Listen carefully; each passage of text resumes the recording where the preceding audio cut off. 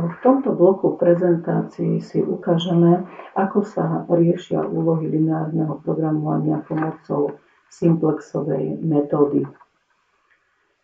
Použijeme na to príklad o výrobných činiteľoch, čiže máme nejaký podnik, ktorý vyrába dva druhy výrobkov, potrebuje na to suroviny S1, S2, S3. V texte máme určené, za koľko by sme chceli predávať tento produkt, suroviny S1, S2, S3, v akom množstve sa používajú na výrobky V1, V2 a kapacity pre jednotlivé suroviny. Takže pozorne čítajme text a zapisujeme si to do prehľadnej tabuľky.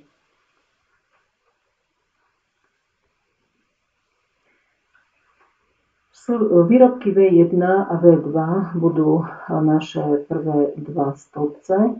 Suroviny S1, S2, S3, z ktorých sa vyrábajú výrobky V1, V2, dáme ako riadky našej tabuľky. Takže podnik vyrába dva typy výrobkov V1, V2, na výrobu ktorých potrebuje suroviny S1, S2, S3. Jeden kus výrobku V1 predáva za cenu 5 eur a jeden kus výrobku V2 za cenu 7 eur. Cenu týchto výrobkov zapíšeme do ďalšieho riadku tabuľky.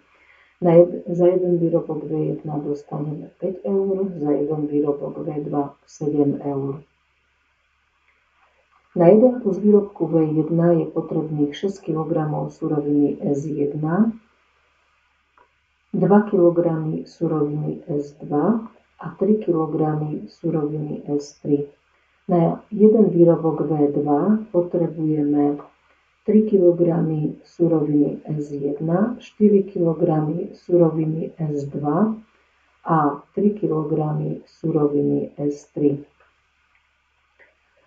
Ďalej čítame, že podnik má denne k dispozícii 1800 kg suroviny S1, 1200 kg S2 a 1050 S3. Tieto kapacity zapíšeme do ďalšieho stĺpca.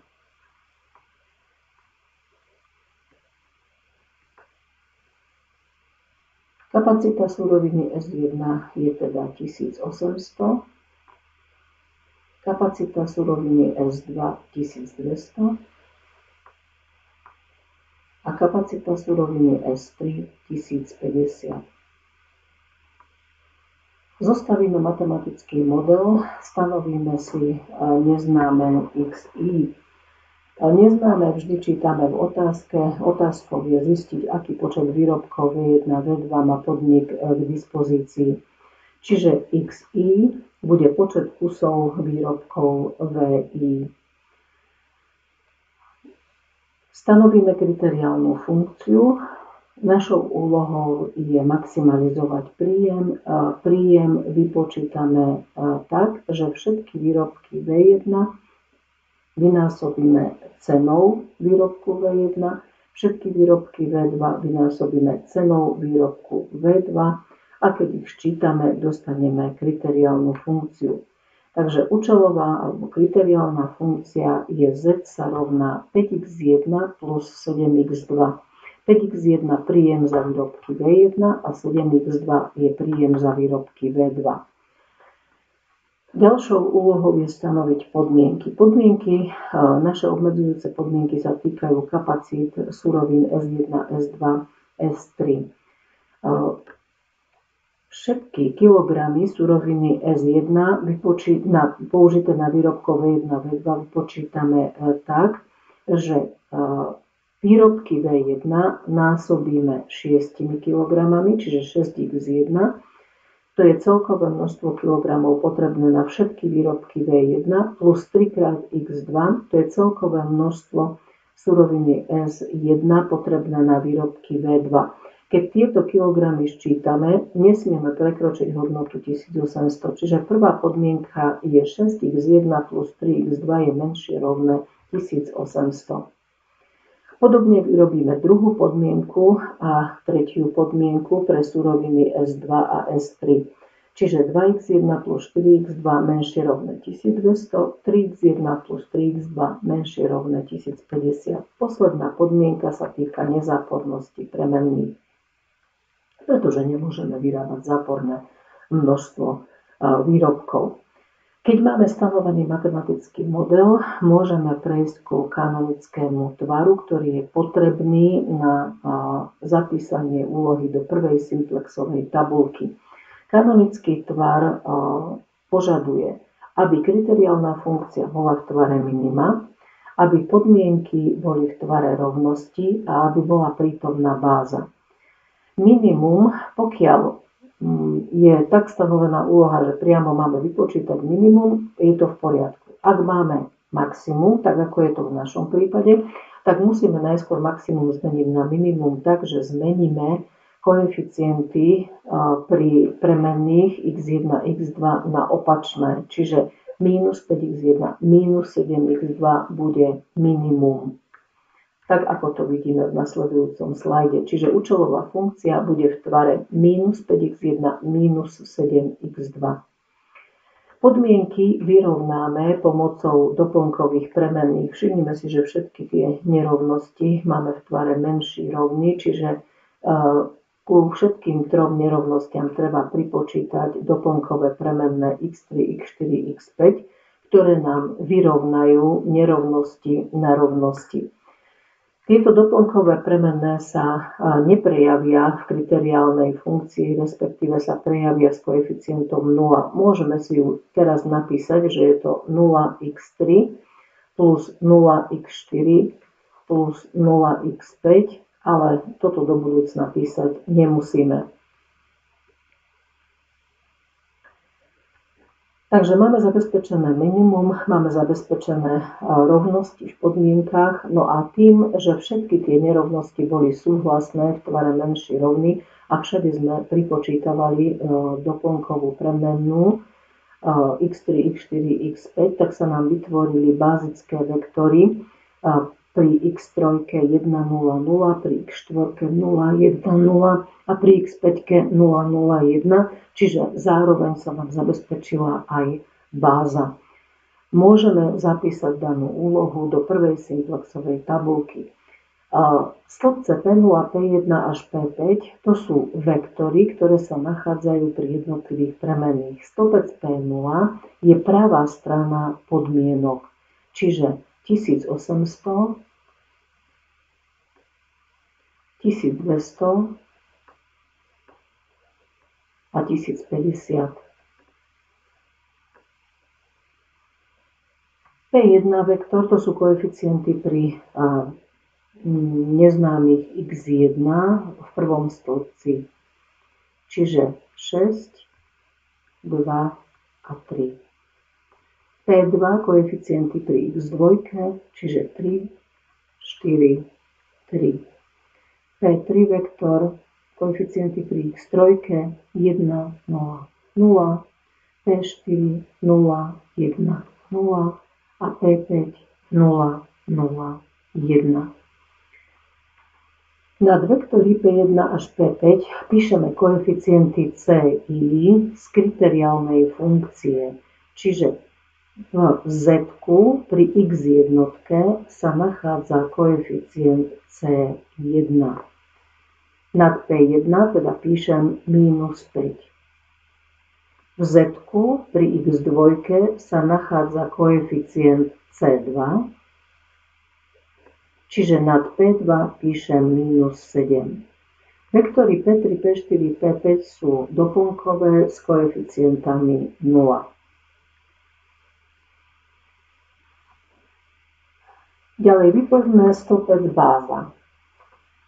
Báza musí byť vždy zapísaná v poradí vektora, ktorý predstavuje 1, 0, 0, 0, 1, 0, 0, 0, 1. Čiže prvý bazický vektor bude vždy 1, 0, 0 a to je v tomto prípade vektor P3 a nad P3 sa nachádza C3, čo je 0. Druhý bazický je 0, 1, 0, čiže vektor P4.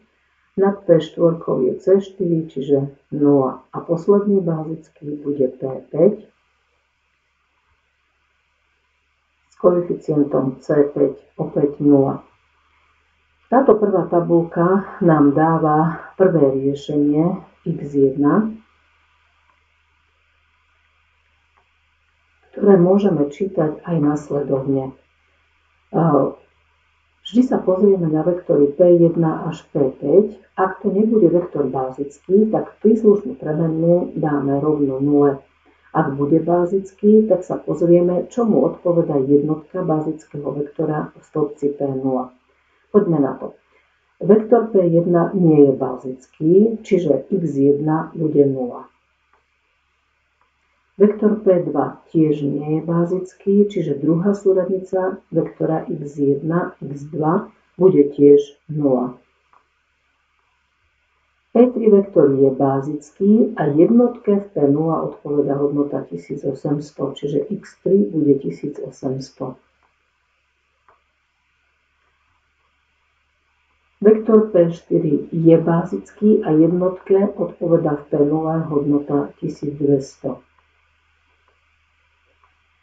A P3 je tiež bázický a jednotke v P0 odpovedá hodnota 1050. To znamená, že x5 bude 1050. Toto je prvotné prípustné bázické riešenie. Prípustné, všetky hodnoty sú kladné, bázické, lebo má dve nuly. Ideme zistiť, či toto riešenie je optimálne. O optimálnosti riešenia hovorí rozdiel ZJ minus CJ. Ako ho vypočítame? Poďme sa teda sústrediť na Z1 minus C1, ktoré zapíšeme pod vektor P1. Vektor CI 0, 0, 0 násobíme skalárne s vektorom P1 6, 2, 3 a odčítame hodnotu C1, čiže minus 5. 0 krát 6 plus 0 krát 2 plus 0 krát 3 je 0. Minus minus 5 je 5. Podobne vypočítame Z2 minus C2. Opäť vektor CI, tentokrát násobený vektorom P2 skalárne a odčítame hodnotu C2. 0 krát 3 plus 0 krát 4 plus 0 krát 3 je 0. Minus minus 7 je plus 7. Ďalej. 0 krát 1 plus 0 krát 0 plus 0 krát 0 je 0. Minus 0 je 0. Podobne zistíme pod P4 aj pod P5 samé nuly. Pod bazickými vektormi tieto nuly budú vždy. Pokiaľ nebudú, tak niekde sme sa dopustili numerickej chyby. V prípade, že všetky hodnoty ZJ minus C vidú záporné alebo nulové, máme optimálne riešenie. Vidíme teda, že v tomto prípade optimálne riešenie nemáme, pretože máme tam dve kladné hodnoty 5 a 7. Z týchto dvoch kladných hodnôt vyberieme tú najväčšiu kladnú. Najväčšia kladná hodnota je 7.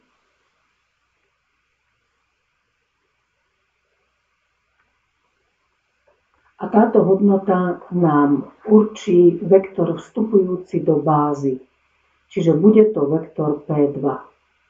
Pre tento vektor P2 vypočítame hodnotu θ.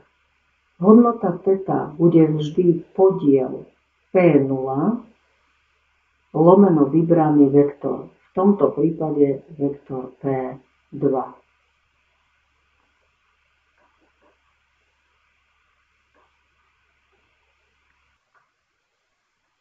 Vektor P0 teda delíme vektorom P2. 1800 deleno 3 je 600.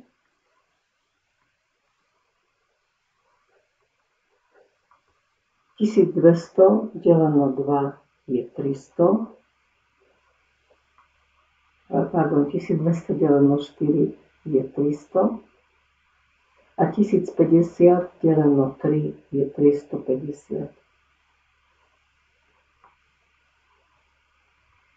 Tetu počítame len pre kladné hodnoty. V prípade, že nám bude záporná hodnota, stačí dať pomočku, pretože teta musí byť minimálna kladná, aby sme zabezpečili, že ďalšie riešenie bude prípustné bázické.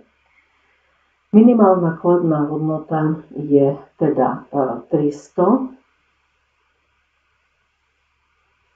a táto hodnota určí tzv. Kľúčový riadok. Kľúčový riadok teda bude druhý riadok a kľúčový stĺpec bude druhý stĺpec.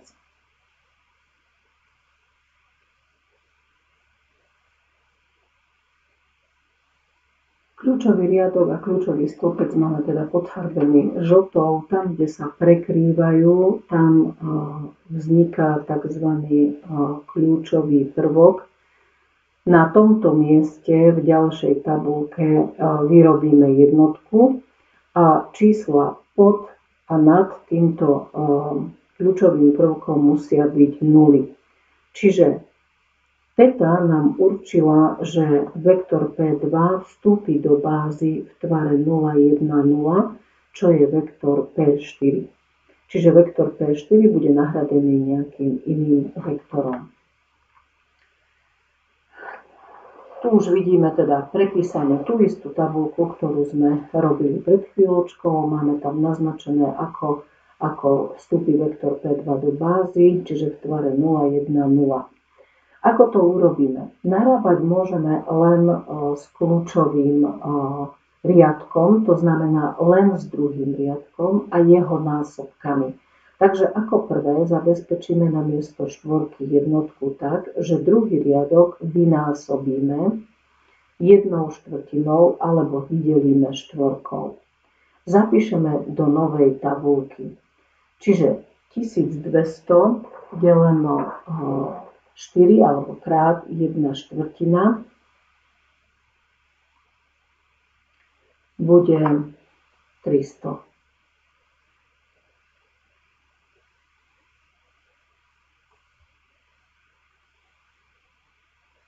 Ďalej 2 krát 1/4 to je 1 polovica. 4 krát 1/4 to je naša jednotka. Potom 0, 1/4, 0.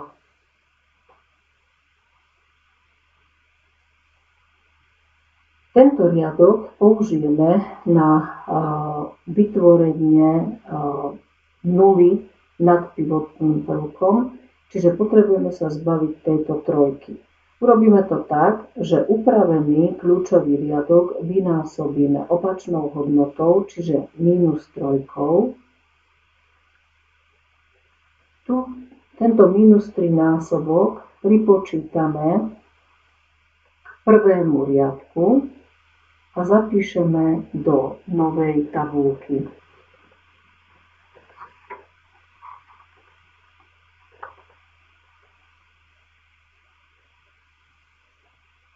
Takže 300 krát -3 to je -900, plus 1800 je 900.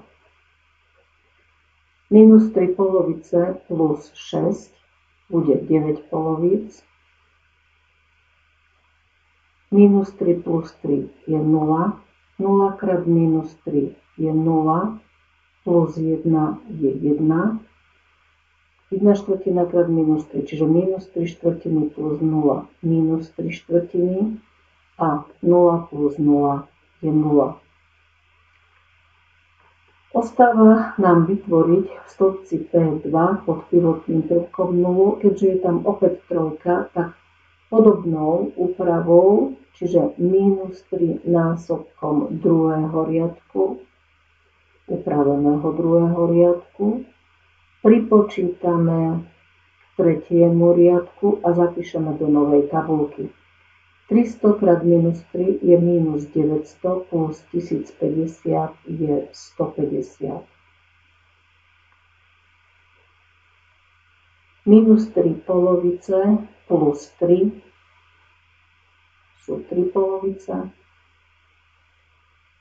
-3 plus 3 je 0. 0 plus 0 je 0. minus 3/4 plus 0 minus 3/4 a 0 plus 1 je 1. Dostali sme novú tabuľku, dopočítame si alebo doznačíme si bázické vektory a dopočítame hodnoty z je minus c je a uvidíme, či dostaneme optimálne riešenie. Prvý bázický vektor, pripomínam, musíme zachovať poradie 1, 0, 0, 0, 1, 0, 0, 0, 1, čiže prvý bázický vektor bude vektor P3 s koeficientom C3, čiže 0, druhý bázický 0, 1, 0, čiže vektor P2 s hodnotou C2 minus 7 a tretí bázický vektor bude P5 s hodnotou C5, čiže 0.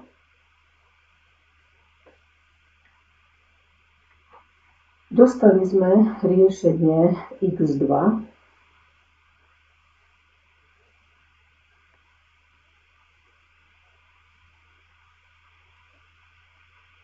ktoré čítame z poslednej tabuľky tak, že pozeráme, či vektory P1 až P5 sú alebo nie sú bázické. Vektor P1 je nebázický, čiže x1 bude 0. Vektor P2 je bázický a jednotke v P0 odpovedá hodnota 300, čiže x2 bude 300. P3 je bázický a jednotke odpovedá v P0 900. Vektor P4 nie je bázický, čiže 0. A vektor P5 je bázický a jednotke v P0 odpovedá hodnota 150. Či toto riešenie, ktoré sme dostali, je optimálne alebo nie je optimálne, nám povie hodnota z je minus c je. Vektor CI násobíme príslušným vektorom a odpočítavame hodnotu nad príslušným vektorom. Čiže z1 minus c1 sa rovná 0 krát 9 polovic plus minus 7 krát 1 polovica plus 0 krát 3 polovice, čiže minus 7 polovic, minus minus 5 bude 3 polovice.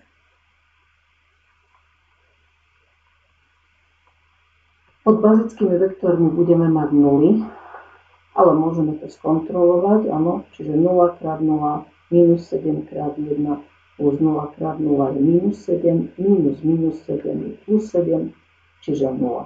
Podobne pod P3 môžeme rovno napísať aj pod P5 a ideme vypočítať hodnotu Z4 minus C4.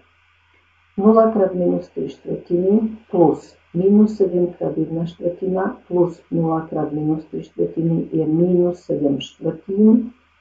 No a keďže hodnota C4 je nulová, tak minus 7/4 je Z4 minus C4.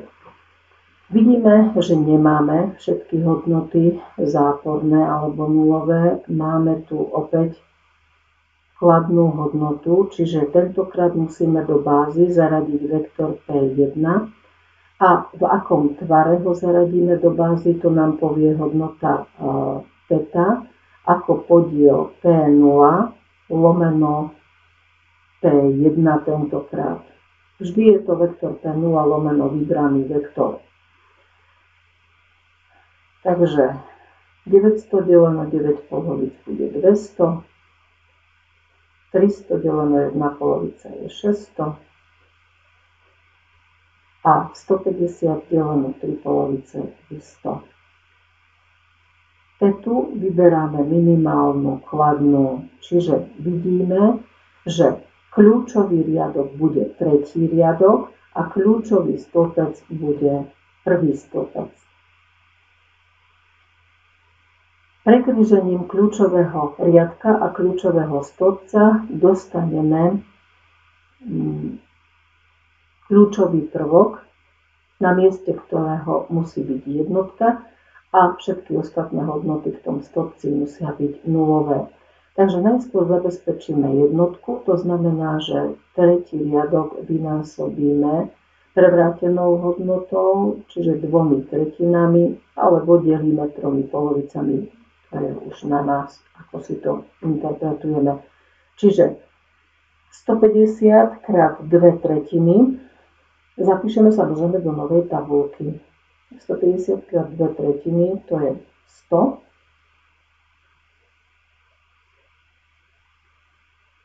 3/2 krát 2/3 je 1, 0 krát 2/3 je 0, 0, minus 3/4 krát 2/3 to je minus 1/2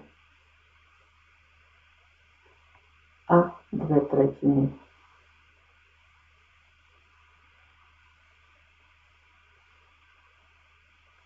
Chceme vytvoriť na miesto 9 polovic 0, čiže urobíme to tak, že upravený kľúčový riadok vynásobíme opačnou hodnotou, čiže minus 9 polovicami. Násobok tohto riadku pripočítame k prvému riadku a zapíšeme do novej tabulky. Čiže 100 krát minus 9 polovic plus 900 je 450. Minus 9 polovic plus 9 polovic je 0. 0, 1, 3 polovice, minus 3. Ďalej potrebujeme 0 na miesto tejto jednej polovice v druhom riadku a v prvom stĺpci, takže vynásobíme upravený kľúčový riadok minus 1 polovicou a násobok tohto riadku pripočítame k druhému riadku a zapíšeme do novej tabulky. Čiže 100 krát minus 1 polovica, to je minus 50, plus 300 je 250. Ďalej bude 0, 1, urobíme to so všetkými prvkami. 0, 1 polovica a minus 1/3. Takže prvý bazický vektor bude vektor P3, musí to byť vektor 1, 0, 0 s koeficientom C3 0. Druhý bazický vektor 0, 1, 0 je vektor P2 s koeficientom minus 7 a tretí bazický vektor bude 0, 0, 1, čiže vektor P1 s koeficientom minus 5. Dostali sme tretie prípustné bazické riešenie, čítajme ho. Vektor P1 je bazický, jednotke v P0 odpovedá hodnota 100. Vektor P2 je bazický, jednotke v P0 odpovedá hodnota 250. Vektor P3 je tiež bazický, jednotke v P0 odpovedá hodnota 450. Vektory P4, P5 nie sú bazické, čiže tam máme nuly. Či toto riešenie je optimálne alebo nie je optimálne, povie nám hodnota ZJ minus CJ. Násobíme opäť vektor CI skalárne s vektorom PJ a odpočítavame hodnotu CJ. Čiže poďme na prvý. 0 krát 0 plus minus 7 krát 0 plus minus 5 krát 0 máme minus 5. Minus minus 5 je 0. Opäť nám to potvrdilo, že pod bazickými vektormi máme nuly. Poďme teda na Z4 minus C4. 0 krát 3 polovice, minus 7 krát 1 polovica, minus 5 krát minus 1 polovica. Čiže minus 7 polovic plus 5 polovic. To sú minus 2 polovice, čiže minus 1. 0 krát minus 3 plus minus 7 krát minus 1/3, 7/3, minus 10/3, to sú minus 3/3, čiže minus 1. Vidíme, že všetky hodnoty ZJ minus CJ sú záporné alebo nulové. To znamená, máme optimálne riešenie.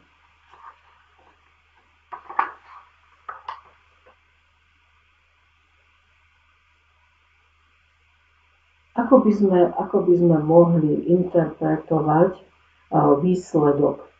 Tak my sme vypočítali jednotlivé koeficienty výsledného vektora x1 100, x2 250, no a x3, x4, x5 boli doplnkové premenné, čiže to sa nás v podstate v zadaní ani nepýtali, čiže tieto hodnoty sú pre nás momentálne nepodstatné. Pýtajú sa nás na tie prvé dve hodnoty. Nikde však nemáme vypočítanú hodnotu z minus c. Táto hodnota je počítaná v stĺpci P0 ako CI krát P0 skalárne. Čiže v poslednej tabulke to znamená 0 krát 450 plus minus 7 krát 250 plus minus 5 krát 100, čo je minus 2250. To je hodnota kriteriálnej funkcie pre výsledné riešenie.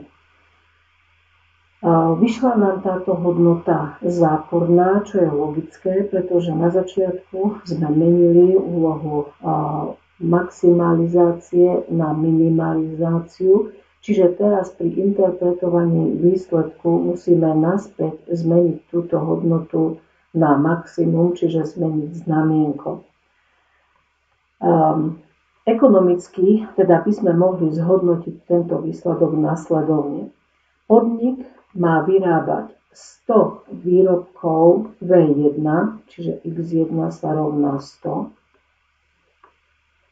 a 250 výrobkov V2, čiže x2 sa rovná 250, pričom príjem z predaja bude Z max 2250 eur.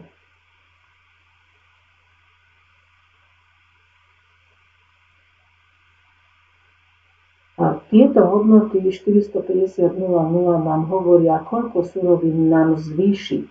Čiže suroviny S1 nám zvýši 450 kg, surovina S2 sa minie úplne a takisto surovina S3 sa spotrebuje úplne. Toto riešenie sa pomocou simplexovej metódy môžeme porovnať s grafickým riešením, pretože ide len o dve premenné, takže v nasledujúcom slajde vidíme grafické riešenie tejto úlohy. Krajné body vyznačenej modrej oblasti predstavujú prípustné bázické riešenia. Všimnime si, že prvé prípustné bázické riešenia x1 0, 0 je prvý krajný bod tejto množiny, x2 0, 300 tam tiež vidíme a takisto tam vidíme bod x3 100, 250, čo je optimálne riešenie.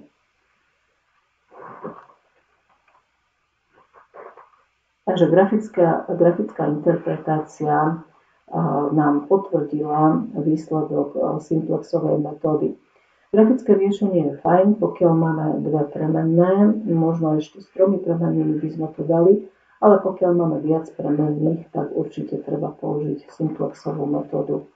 Tak to by bolo z tejto prezentácie všetko. Ja vám ďakujem za pozornosť.